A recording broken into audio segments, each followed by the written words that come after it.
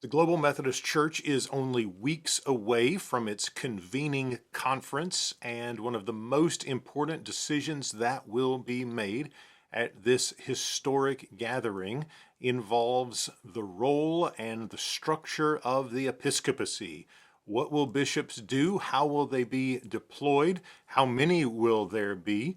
And what will their leadership look like in relation to the church as a whole? This is Theology Project. I'm Dr. Matt O'Reilly, lead pastor of Christ Church in Birmingham, Alabama, which is a global Methodist congregation, and director of research at Wesley Biblical Seminary, which is a global Methodist recommended educational partner. We're going to talk about the nature of bishops in the Global Methodist Church. As we get ready to do that, take a quick second to like this video, subscribe to Theology Project, and tap the bell to get notifications so you don't miss anything that comes out in the future. Now, when it comes to the question of bishops in the Global Methodist Church, there are two plans that are occupying most of the discussion.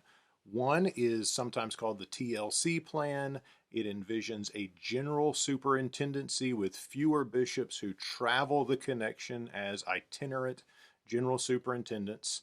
They are not residential in a specific annual conference as the regional residential bishop of that conference. They move around from conference to conference, teaching, leading, focusing on spiritual matters in leadership in the church. The other plan is sometimes called the hybrid model, sometimes called the Florida plan, and it does call for residential bishops in each annual conference, or two conferences, maybe three, could share a bishop to reduce the cost. But the big difference in these two plans is that the general superintendency plan has traveling bishops who are focused on the spiritual and theological leadership of the church, and they are less involved in the administration of the annual conference, in contrast to the Florida plan or the hybrid model, which has residential bishops who oversee the administration of each annual conference, along with spiritual leadership in the life of the church. In this video, we're going to take a look at primarily the general superintendency plan, and why that is the best plan for the life of the Global Methodist Church going forward. We'll put it in dialogue with the Florida plan and look at what I think personally are some of the liabilities in that plan as it stands right now. A little bit of background on the General Superintendency Plan. It's often called the TLC plan because the Transitional Leadership Council put the legislation package together and presented that to General Conference. However, this plan, the General Superintendency Plan, has a life prior to the TLC legislation. We had a task force on the nature of the episcopacy. Remember, episcopacy and bishops are interchangeable words. A task force on the nature of the episcopacy worked for 6 months, if I understand correctly, and looked at how bishops had functioned in American Methodism, in Methodism as a whole, and how bishops have functioned in the church and what Scripture has to say about it, all these kinds of things. They made some recommendations to the Transitional Leadership Council, and the General Superintendency proposal is the result of that process. The goals of the General Superintendency Plan are to minimize the potential for a top-heavy institution, to create maximum flexibility for the annual conferences, and to reduce expenses in the annual conferences. This is the way I read it. These are the goals that I think it achieves, and I think that it's commendable because it's the best plan for achieving these goals. Now, I think that proponents of the Florida plan or the hybrid model would also say that their plan minimizes the potential for a top-heavy institution, that it creates flexibility for annual conferences. And so it's helpful to see that I think our goals go in the same direction. The question is, which plan is the best for bringing us to those goals? So there are some things that have been said about the General Superintendency Plan that I think are unhelpful or inaccurate. I don't think anybody's trying to intentionally mislead or anything like that. I just think as the discussion happens, we'll make claims or things we think are implications of the plan that we maybe disagree with.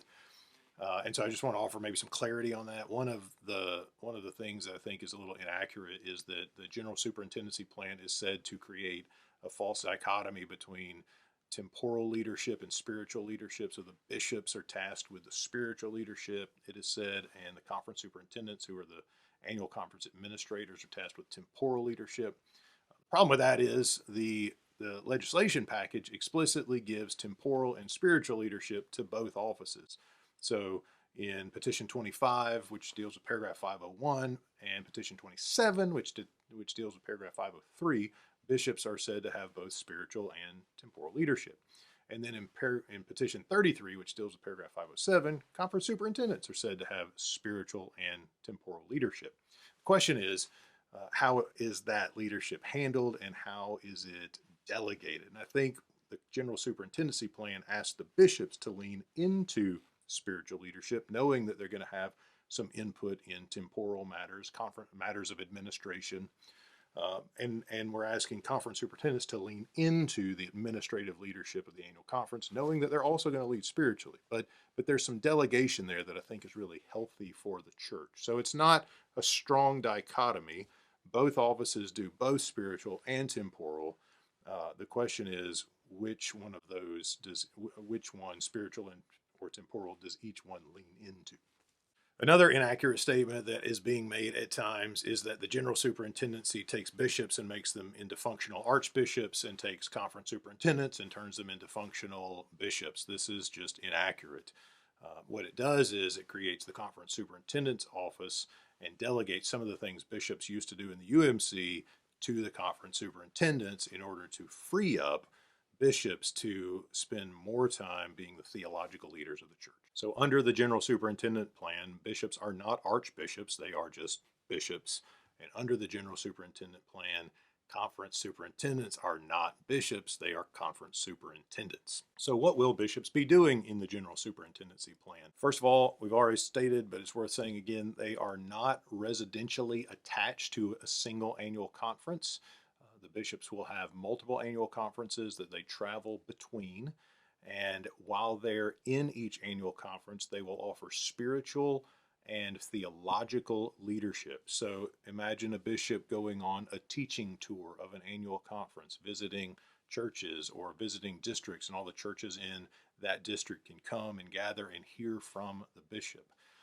Imagine bishops offering general oversight to the church and its mission. Imagine them looking at places where the church is underrepresented or looking at places where there are unreached people groups and offering strategic goals for how we get the gospel to those places. They are tasked with guarding the faith, order, and doctrine of the church. We want these general superintendents, these traveling bishops, to be the kind of people who can articulate our doctrine in accessible, clear, and faithful ways, and who can identify false doctrines when they show up and help us guard against that sort of thing. In short, they are spiritual, theological leaders of the church. They are offering us oversight. They are keeping us on track. They are making sure that our theology is a big part of who we are and that our mission drives who we are and that the gospel stays in front of the church. Candidates for this traveling bishop role should be elders or pastors with a strong record of ministry. They should have effective evangelistic ministries in the churches they've led, and they should have effective discipleship ministry. So like new people need to be meeting Jesus under their ministry, and those folks need to be growing in Christ's likeness under their ministry. That's the kind of folks we want, offering this kind of spiritual leadership. Under the general superintendency plan, bishops are going to be elected, and in 2024, the plan is to elect 6 interim bishops. We have two bishops presently, Bishop Jones and Bishop Webb. There are 9 names that have been put forward. I think that more can be nominated, but we've got 9 presently. The goal is to elect 6 in 2024. They will serve as part-time bishops. The expectation is that they will have 4 to 6 annual conferences that they'll travel between and offer leadership in those conferences. Bishop Jones and Bishop Webb will be full-time. They'll each have 8 conferences. And so the part-time interim bishops would, at least one, I think, intends to continue as pastor of the church he's at. Others are retired, so they've got some more time on their hands. but there's space there for them to be flexible in the way the ministry is embodied and conducted. In 2026, we would elect continuing bishops. It's worth recognizing that under the general superintendency plan, we could have fewer bishops in 2026 than we do in 2024. This is because all of the bishops that are elected in 2026 will be full-time, and some of the bishops, all the bishops elected in 2024 are part-time. Right? So the move from part-time interim bishops to full-time continuing bishops means we could actually decrease the number of bishops. Maybe we have 6 instead of 8. And that is one of the ways that we keep cost minimized as well. The number of bishops to be elected, continuing bishops in 2026, that number will be recommended by the General Committee on Episcopacy. Bishops may serve a maximum of 2 6-year terms. The second term is not guaranteed. If an active bishop wants to pursue a second term to be eligible or to do that, they've got to be reelected. So if you're a bishop and you serve for 6 years and you don't do a good job, then there's a really good chance you won't be reelected. If you're a bishop, you serve for 6 years and you want to go another 6, then your record will probably have a lot of impact on whether or not you're electable for the second time. But nobody gets an automatic second term. Bishops, once elected, will be assigned to annual conferences by the General Committee on the Episcopacy, and they will be compensated by the general church. Now, this is really important. The level at which bishops are compensated is really important. And it has to do with how the denomination and the annual conferences are funded. Every church pays a portion of their operating expenses to the general church and a portion of their operating expenses to the annual conference. General church giving is capped at 1.5% of your operating expenses. Right now, it's at 1%. It could go up to 1.5%. Annual conference giving is capped at 5%, and that varies in practice across the connection. So one conference may have conference giving of 2%. Another one may have conference giving of 3%, and that just depends on how much the annual conference wants to take on in terms of staff or ministries or missional giving, things like that, and how much they want to leave on the plate of the churches in the conference. So here's why it matters for how we do bishops. If we pass the general superintendency plan, bishops are funded at the level of the general church. That means we create a general fund on the episcopacy, and part of local church giving to the general church goes into that. Well, here's the thing. The cap for general church connectional funding is 1.5%. We're at 1% now. So no matter how many bishops we have, if it's funded at the general church level, your church's contribution to that cannot be more than 0.5% of your church operating expenses.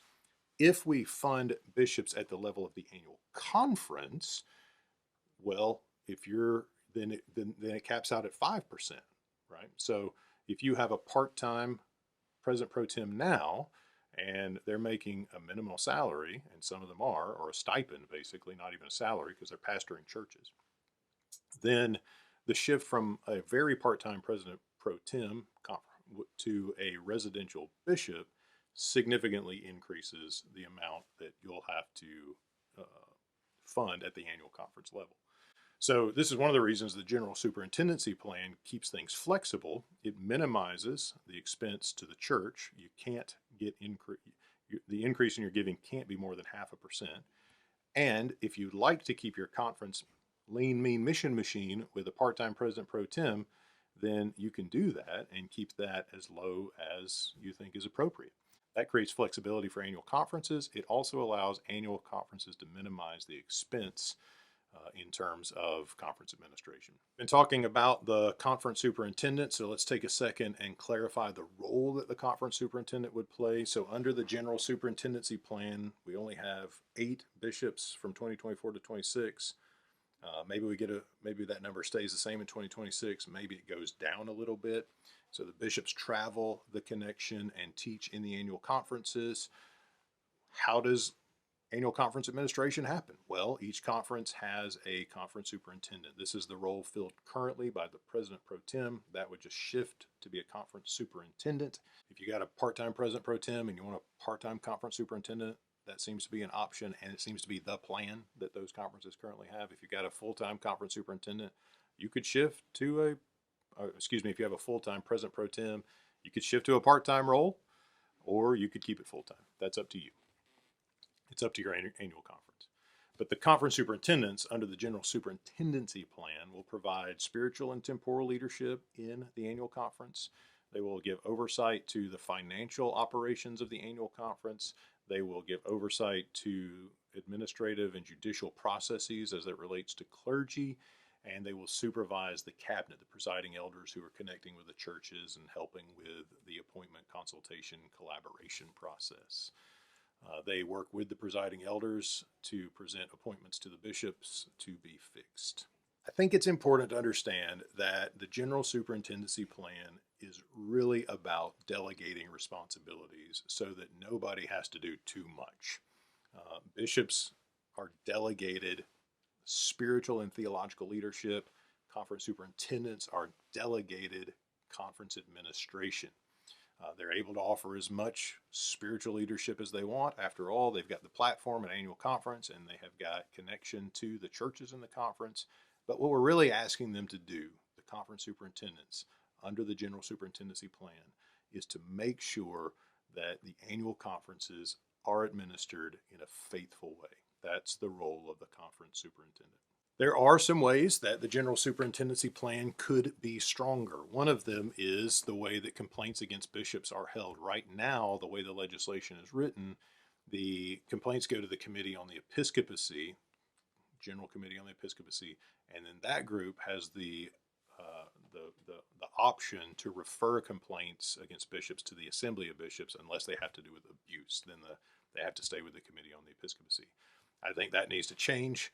I agree with the folks who are saying that needs to change. No complaints need to be referred to the Assembly of Bishops. All of the complaints against any bishop need to be handled by the General Committee on the Episcopacy. Strengthening the plan. Number 2, right now, bishops appoint conference superintendents in the legislation. I think we need to clarify that so that there's a more collaborative process. Maybe the annual conference says, here's 2 or 3 folks we think would be really good at this. Bishop, you pick one of them, but that we just need more collaboration in the selection of the conference superintendent. And then I think it's implicit in the legislation that the conference superintendent can be a part-time position because president pro tems are already that way, but it probably wouldn't hurt to put some language in there giving annual conferences the power to define the part-time or full-time role of the conference superintendent. Just let's get it in there. Let's make sure it's clear so that everybody knows what we've got going on. Let's talk about some of the problems that I think are there with the Florida plan. Number 1, it's too expensive at the annual conference level. It puts the full weight of funding bishops with the annual conference. Yes, you could share some, but the reality is for conferences like mine where we have a part-time president pro tem, moving to a full-time residential bishop, even if we share that cost with 1 or 2 other annual conferences, it still radically disrupts the way we do ministry. 2, the Florida plan lacks flexibility when it comes to the way the annual conference is structured. We talked about this a little bit, but just to clarify that, you can't go part-time, full-time in your conference admin. You've got a bishop, and you maybe can share the bishop, but that's the one way the conference gets administered. I think that the Florida plan, this is number 3, overloads the bishops with too much responsibility. And by overloading them with responsibility for conference administration, then we're putting ourselves in a position where the bishops are not going to have sufficient time to be spiritual leaders of the church. If you got paperwork deadlines, then the reading, the study, the prayer that is required for you to be an effective spiritual leader easily gets pushed back or procrastinated, and that's not where we want to be. The Florida plan puts too much administrative responsibility on the bishops. Another problem with the Florida plan, this is number 4 if you're counting, is that in 2 years we could potentially have 30 or more bishops, and I think that creates a tremendously top-heavy institutional structure. Every conference could have a bishop. We've got 31 annual conferences now. We may have 40 in 2 years because conferences are joining right now, and we expect more to join over the next 2 years. So do we want to be in a position where we could have 30 or 40 bishops? Even if every conference shared a bishop and you've got 40 conferences, that's 20 bishops, as opposed to the general superintendency plan, which gives us 8 interim bishops, but maybe even less than that, 6 or 7.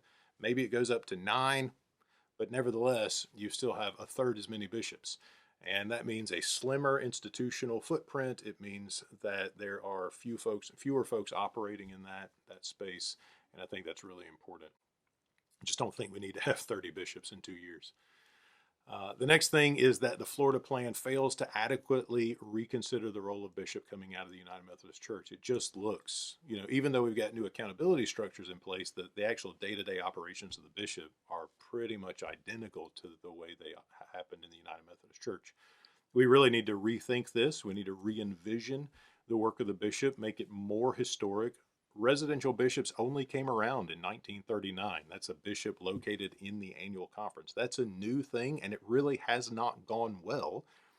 I think we do way better to move back to the traveling bishop model and give that a try for a while. We can tweak it later if we need to, but for now, let's recognize residential bishops, one per annual conference, is a pretty recent development, and it has not gone well.